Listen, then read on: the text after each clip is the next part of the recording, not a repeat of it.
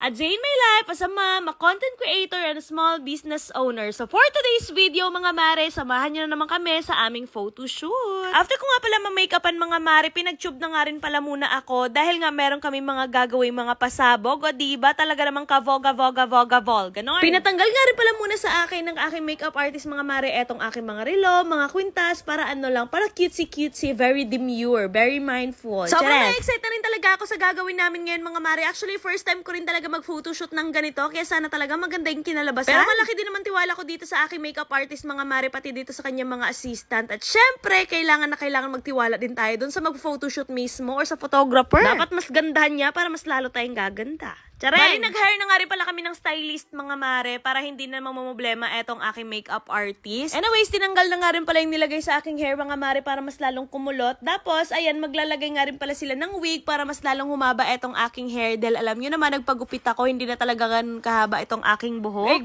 Grabe, sobrang ganda talaga ng aking hair after mailagay etong wig. Tingnan nyo naman, very demure na talaga ang mami siyang. Hoy, sana all, sino ka dyan, girl? Bali, sa unang set nga pala ng photoshoot namin, mga mare, mukha-mukha yung labanan. O diba, face card daw kuno. Charet. O diba, tingnan nyo naman mga mare, wala pa nga akong lipstick pero feeling ko ang ganda-ganda ko na. Very demure talaga. Ay, hindi pala pwede. Nasabihin ko na maganda yung sarili ko dahil baka mamaya manggagalaitin na naman sa galit ang aking mga mamahaling bashers. Charet. So, ayun na nga mga mare, eto na nga yung aking itsura for today's video. O diba, talaga namang napakaganda be. Bahala na kayo dyan mga bashers. Basta sabihin ko yung sarili ko na maganda. Ay, talaga namang maganda ako. O diba, maganda na ako kanina pero mas lalo pa akong gumanda nung nilagyan ako netong lipstick. Tingnan nyo naman, kaboga-boga-boga-bola-bol. Sinasabi ko sa inyo mga mare, mas lalong may in love sa akin si Dada pag nakita niya akong ganito.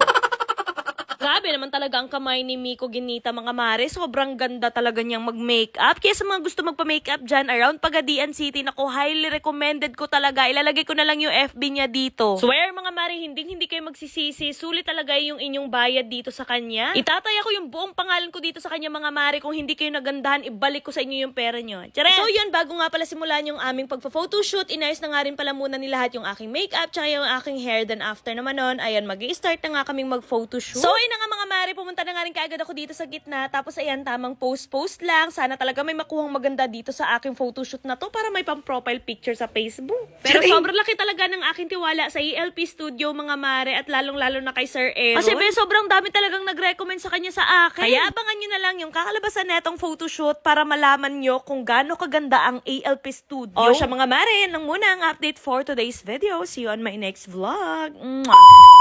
Ngayon nga mga mare ay nakapag-withdraw na naman ako ng 17,000 dito sa nilalaro kong Masaya Game. O diba napakadali ng pera dito. Hindi lang 17,000 yung nawi-withdraw ko dito mga mare. Nakakapag-withdraw din ako dito ng 700, 9,000, 29,000, tsaka 30,000. Dito sa Masaya Game mga mare, eto nga pala yung color game yung nilalaro ko kasi napakadali lang talaga manalo dito. Pumili ka lang ng kulay na gusto mong tayaan. Bukod sa nalilibang ako dito mga mare, kumikita din ako kahit nasa bahay lang ako. O diba ang bongga. Kapag pumupunta ako ng perya, eto talaga yung lagi kong nilalaro kasi sobrang nakakalibang talaga tapos napakadali pa ng pera dito. O diba, tingnan nyo naman, nanalo ulit ako. Ang kailangan nyo lang gawin mga mare, i-download nyo lang itong Masaya Game, nasa comment section ang link, tapos ayan, mag-register na kayo, ilagay nyo yung number nyo, tapos gagawa lang kayo ng password. Tapos dun sa number na nilagay nyo, merong darating sa inyo na verification code, tapos ayan, i-confirm mo na. At kapag ka maka-register na kayo mga mare, ayan, mag-login na kayo. Ang pinakabongga lang dito mga mare, kapag bagong register kayo, meron agad sila ibibigay sa inyo na 10 pesos coins. Anyways, kapag gusto nyo maglaro mga mare, kailangan nyo na munang mag-cash in. Pindutin nyo lang yung plus na nasa taas, tapos pumili ka lang kung magkano yung ka-cash in mo. So ayun na nga mga mare, since nananalo ako dito sa color game, i-withdraw ko na yung napanalunan ko. Para makapag-withdraw, pindutin nyo lang yung withdraw na nasa baba, tapos ilagay nyo lang yung amount na gusto nyong i-withdraw, tapos yung GCash number nyo. Sobrang dali lang talaga kumita dito mga mare, kaya ano pa hinihintay nyo? Download Masaya Game now, nasa comment section ang link.